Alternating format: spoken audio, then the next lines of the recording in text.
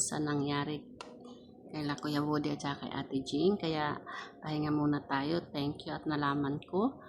Kaya ito, kakain muna ako. Ito, ano to, binigyan ako ng giniling na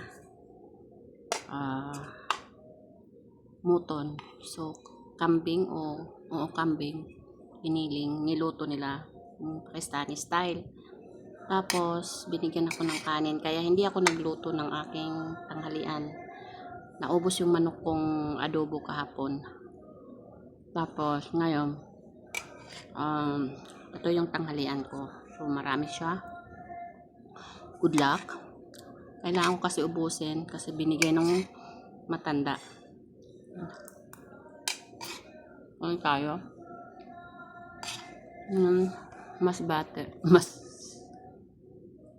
Basmati rice, hindi masbate. Ayan, so shoutout sa inyong lahat. Kain tayo. Mas mabuti pa to. Sigurado ako na walang problema.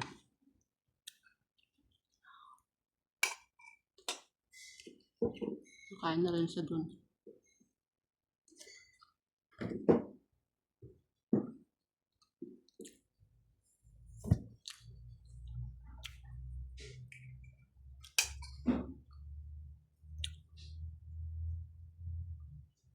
Masarap nito, may soft drinks kaya. Alam mo, kaya nyo kainin. Meron siyang cinnamon.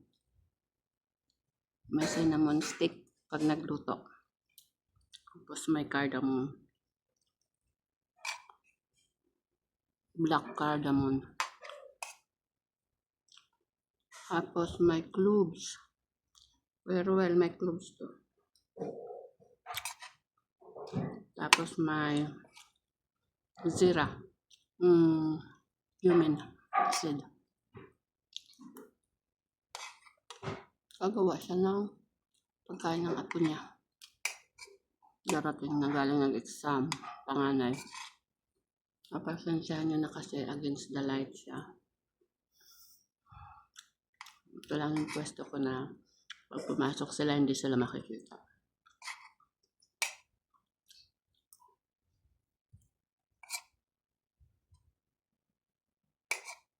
Parang natatabangan ako. Kasi yung ulam, hinalo ko yung kanin, hindi naman talaga to siya mix. So yung pag-init ko, pinagsama ko siya.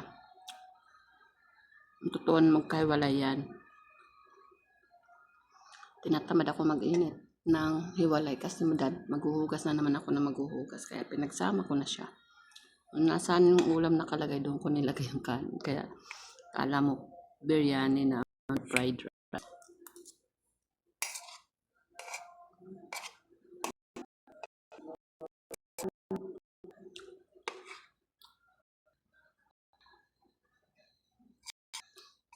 Ang sarap ng ulam ni ate, yung yung kamyas, sarap ng ate, na imagine ko. Tapos ang sarap din ng ulam ni ate Del. Naku, ate Del, namimiss ko na yun. Pork chop.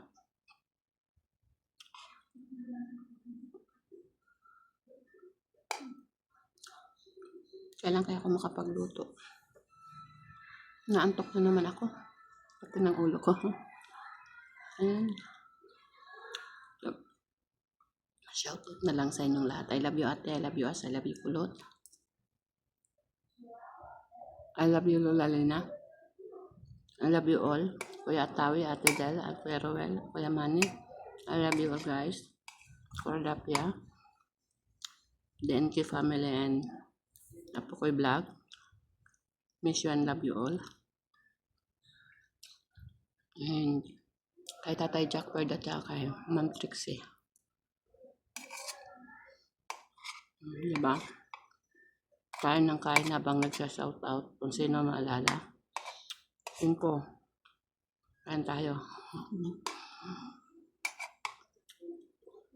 Ang pagkain ko ngayon ay Pakistani food or Indian food. Maanghang siya guys.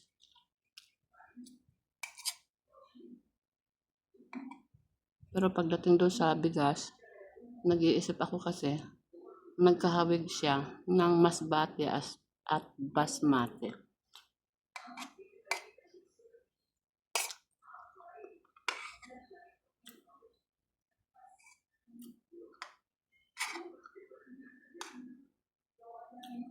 Ganito kakuplag yung bigas nila. Pero mababa daw yung ano nito, calories. Ang kamahal-mahal naman ng kilo. Calorie. Calorie. Basta yun na yun. Bahala na lang. Dami kong planchahan, guys. Yung tambak. Yun, na 5 minutes na ako. Tapos kalahati pa lang yung kinakain ko. Parang gusto ko magkape. Pero nagkape na ako.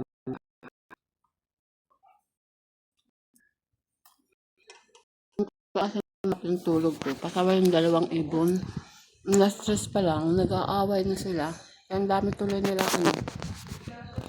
lugas-lugas na buhok. Yun, ang dami tuloy lugas na buhok.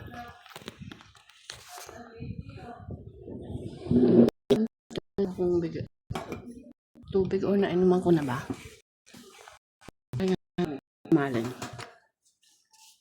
Paaling tayo para may ibang pwesto. May sinampay na tuwalya. Kaya alam nyo ba kung ano tsura ko? Nakalumpay ako sa side. Dami kong highlight.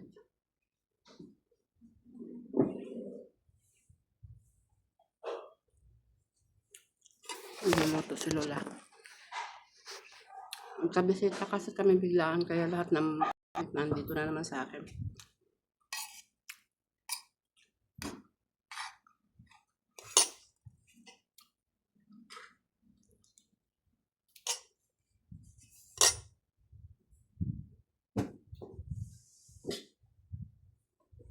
Nahugasan po pala ako dito.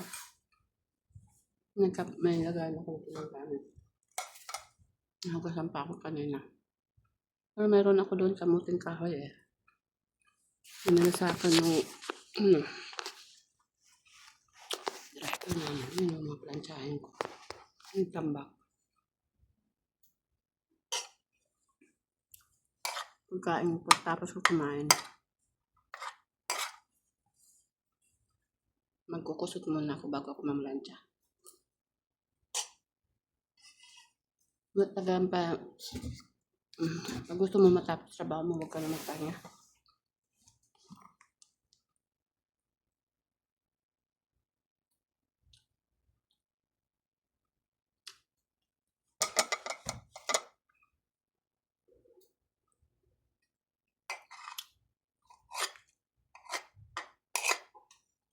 So, ayan, may 8 minutes na ako. Ayan, thank you so much.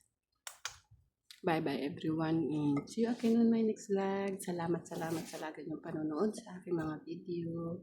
I love you all guys.